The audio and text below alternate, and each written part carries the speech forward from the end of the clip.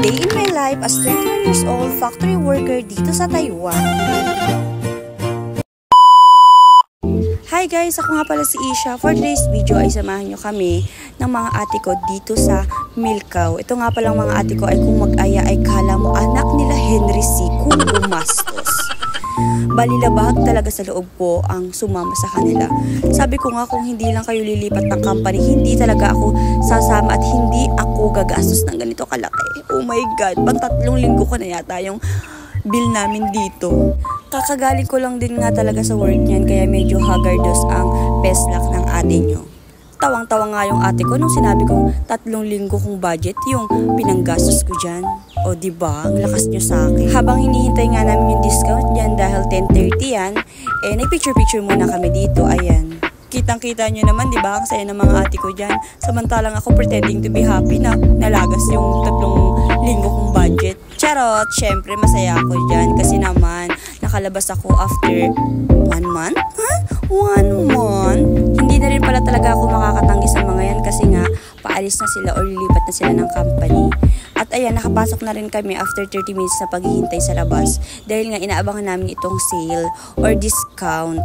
Ito nga ang pinuntahan namin is kilala dito sa Taiwan which is itong Milcao. Medyo pricey nga lang talaga pero sulit naman lalo na kung malakas ka kumain. Nasa entrance pa nga lang kami niyan pero tinitingnan ko na agad kung ano yung mga pwede kong lantakan. Timing lang nung pumunta kami dahil maraming tao at may banda.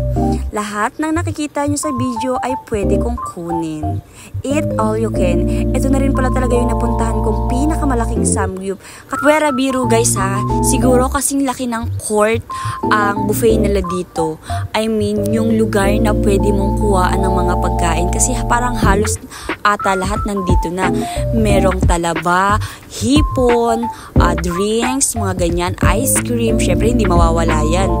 At ayan na nga ang kinukuha ni Ate Leia. Hindi ko alam kung anong tawag dyan. Pero sabi niya is talaba daw. May mga mais, may mga hotdog. At syempre nanyan din si Frozen Mr. Krabs. At kumukuha na nga rin si Ate Gracia niyan. At may mga siopaw din. Samot-sari talaga guys yung makikita nyong pagkain dito. Talaga mabubusog na lang yung mga mata ninyo. And kumuha nga lang din pala ako niyan ng konting lettuce tsaka beef. And yung ate ko naman, kumuha lang din ng talaba for good sa amin. Sa kaduluduluhan nga guys, ay pinunta ako ng Ate Leia ko at kumuha daw ako ng prutas. O diba, lahat na nandito, may watermelon, apple at orange. Pakumuha lang din pala ako ng ice cream dahil ito nga pala yung kinikravings ko dahil nga mainit nung time na yun. Ito pala yung table namin guys, good for 4 person. Yung per head nga namin pala dito guys is 450 NT. Kayo na bahala mag-convert sa peso. Naka-discount pa yan kasi 10:30 or 9:30 na yata kami pumunta. Bali para sa akin is yung 450 is super sulit na kasi nabusog naman talaga ako. Sa liit ba naman ang tiyan ko? Diyos ko, diba? Bali ang ganda rin pala talaga ng ambience dito guys. May banda rin na pumunta kami. Gusto ko lang pala ipakilala sa inyo ang 3 anak ni Henry C. Si Ate Juday, si Ate Gracia, at si Ate Leia. Eto ha, halos 2 hours din yata talaga kami dyan kasi nga talagang nilalantakan or sinusulit namin yung binayad namin. So ano ang kinakain ko yun is beef at sila ate ang tagaluto at ako naman ang tagang mukbang. Tinanong nga nila ako dyan kung sulit daw ba.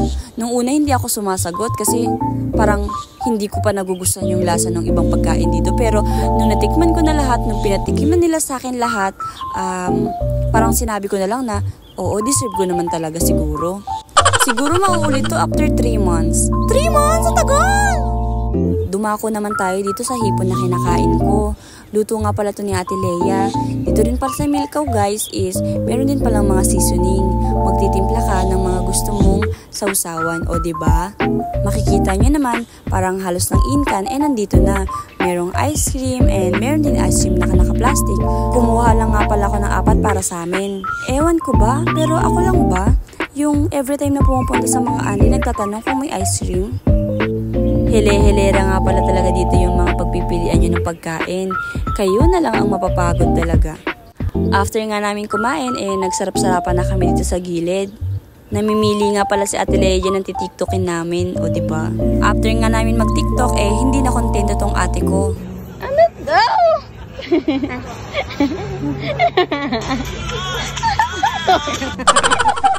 Uy, nag-video pala.